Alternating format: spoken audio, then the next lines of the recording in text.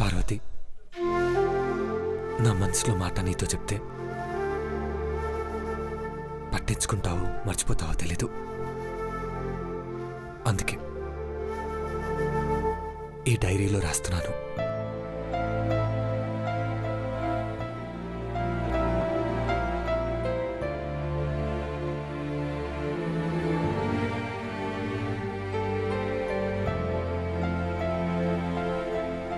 మనిద్దరం ఒకటవ్వాలని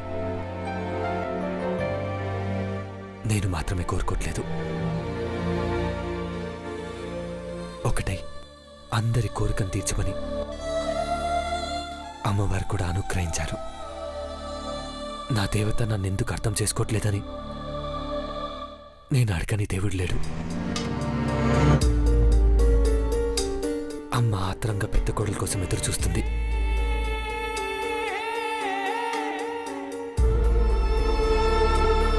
నువ్వు ఇంట్లో అడుగుపెట్టి సంవత్సరం దాటిపోయింది.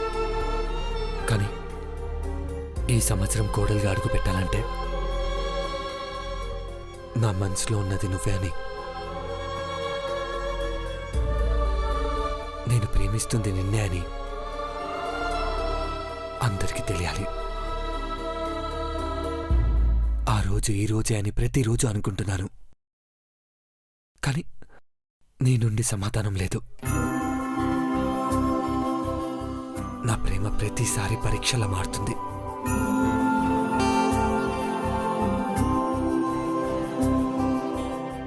ఇకనైనా అమ్మ నిరీక్షణ పూర్తవ్వాలి.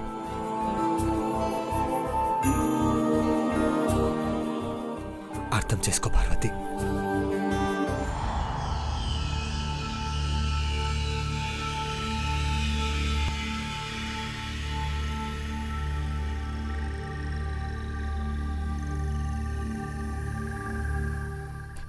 అమ్మగారు, ఒక కేక్ ఇస్తే ఈ పనులన్నీ నేను చేస్తాను కదా.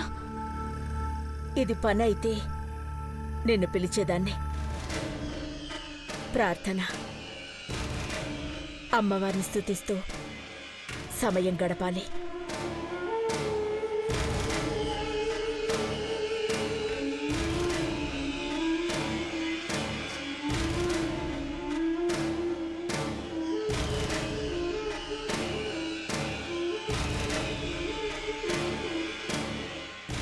ఆంటీ, మార్నింగ్ నుండి పూజ చేస్తున్నారు, వెళ్ళి రెస్ట్ తీసుకోండి. లేదమ్మా, కళ్ళారా నా పెద్ద కోడల్ని చూసేదాకా నాకు నిద్ర పట్టదు.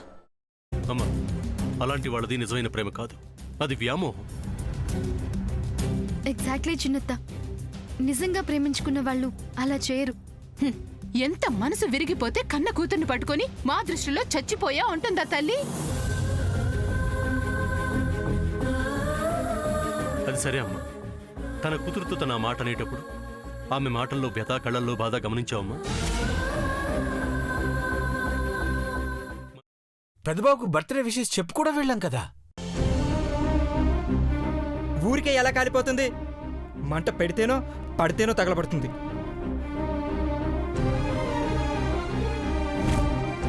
కరెక్ట్ చిన్నబాబు, నీకొచ్చినట్టే నాకు డౌట్ వచ్చింది. పార్వతే షర్టును తగలబెట్టిందనుకుంటా.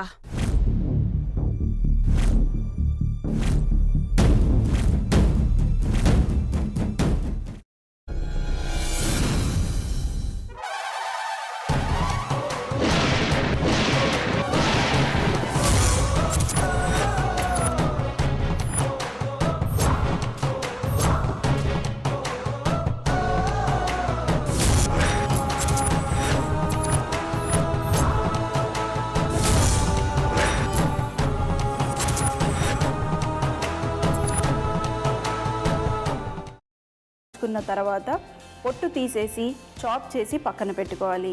ఒక ప్యాన్లో కొద్దిగా నూనె వేడి చేసి అందులో ఆవాలు, మినప్పప్పు, శనగపప్పు, కరివేపాకు, సన్నగా తరిగి పెట్టుకున్న ఉల్లిపాయలు వేసుకుని 1 నిమిషం పాటు వేయించుకోవాలి. ఆ తర్వాత కాల్చి కట్ చేసి పెట్టుకున్న వంకాయని కూడా అందులో వేసుకుని బాగా మిక్స్ చేసి బౌల్లోకి ట్రాన్స్ఫర్ చేసుకుని అందులో తగినంత చిక్కటి పెరుగు లేదా పల్చటి పెరుగు వేసుకుని మిక్స్ చేసి అన్నంతో కానివ్వండి, చపాతీతో కానివ్వండి సర్వ్ చేసినా చాలా బాగుంటుంది.